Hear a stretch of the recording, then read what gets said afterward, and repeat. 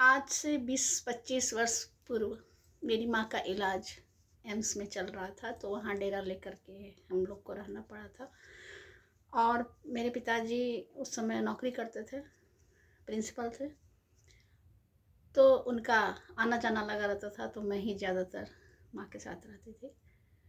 तो हम लोग रहते थे लखीसराय के पास की जंक्शन है, वहाँ रहते थे, और वो बिहार में है।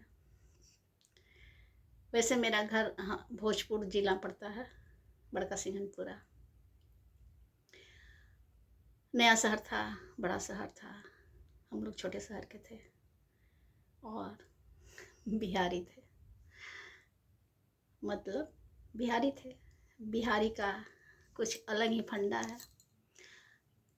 बिहारी होना यानी कि गंवार होना, ये लोगों के मन में ये बैठा है, ऐसा नहीं है।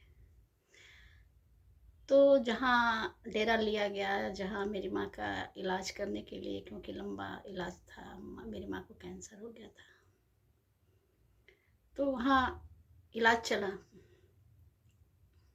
जिसके घर में हम लोग रहते थे वो भी बिहार की थी, वो समस्तीपुर की थी, और वो बहुत मदद की थी हम लोगों की। वैसा अपना कोई रिलेशन वाला नहीं कर पाता जितना वो लोग मदद किए और मुझे अपने बेटी की तरह माने।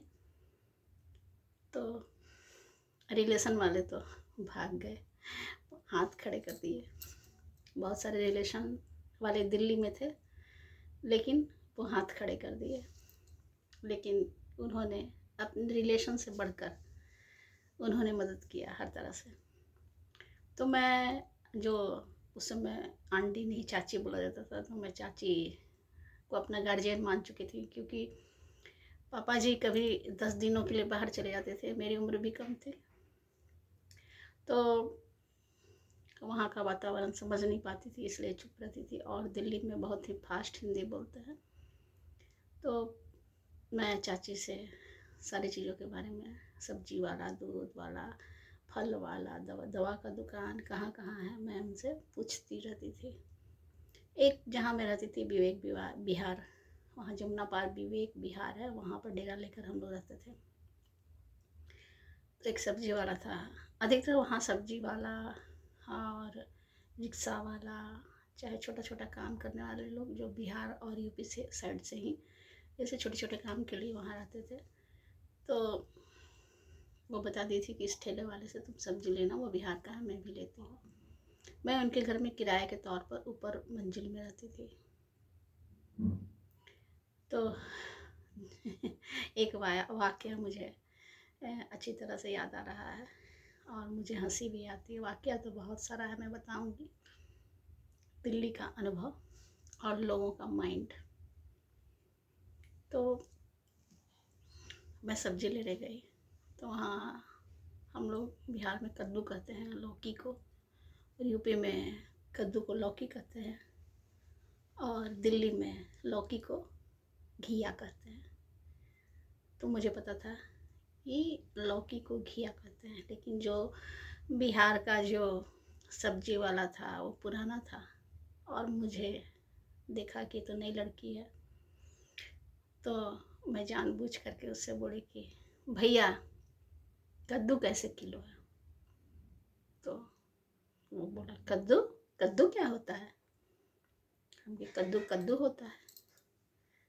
तो फिर वो बोला आप क्या बोल रहे हो बहन जी, मुझे नहीं समझ में आ रहा है आप क्या बोल रहे हो। वो हिंदी वहाँ वहाँ के टोन में मैं मुझे नहीं समझ में आ रहा आप क्या बोल रहे हो। मैं बोली मैं कद्दू बोल रही हूँ, 1 किलो कद्दू दे दो, कद्दू का भाव बता दो। तो कद्दू क्या होता है। तब हम अपना असली बिहारी रूप में मैं आ गई। हम कि कहाँ के हुआ,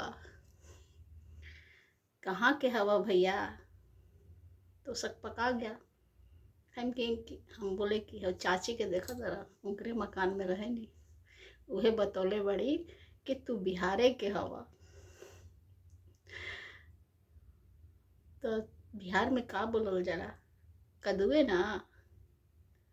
तब वो शर्मा गया। बोले हाँ हाँ। हम कहें कि आज मुझे बहुत हंसी आई। तो ऐसे बहुत सारे उदाहरण हमें मिले वहाँ पे, आज से 20 साल पहले की मैं बात बता रही हूँ। और इतना बनावटीपना, इतना बनावटीपना, पंजाबी का अलग बनावटीपना, और बाहर से जो लोग बिहार यूपी सारे लोग बनावटी बन करके, मैं यहाँ की हूँ, मैं वहाँ की हूँ, और मैं करके बात कर देने से किसी का संस्कार नहीं झलकता है। तो मैं जहाँ भी रही, मैं रिक्शे वाले के पास भी जाती थी तो जो मकान मालकिन की लड़की थी वो हिंदी वहाँ की भाषा में बात करती, क्योंकि वो लोग बचपन से ही पुरखों से रह रहे थे वहाँ पे दिल्ली में, लेकिन थे तो बिहार के ही। तो वो रिक्शे वाले को भी अगर रुकवाना रहता, भैया चलोगे यहाँ, चलोगे वहाँ, नहीं नहीं मैं नहीं जाऊँगा। और जब रिक्शे, मेरा आदत भी है, मैं अपना देसी भाषा में अधिकतर यूज करती हूँ, बाहर भी जाती हूँ तो जब मैं उसके साथ जाती तो बोलती कि तुम मत बोलना, अब मैं रिक्शा रुकवाऊँगी।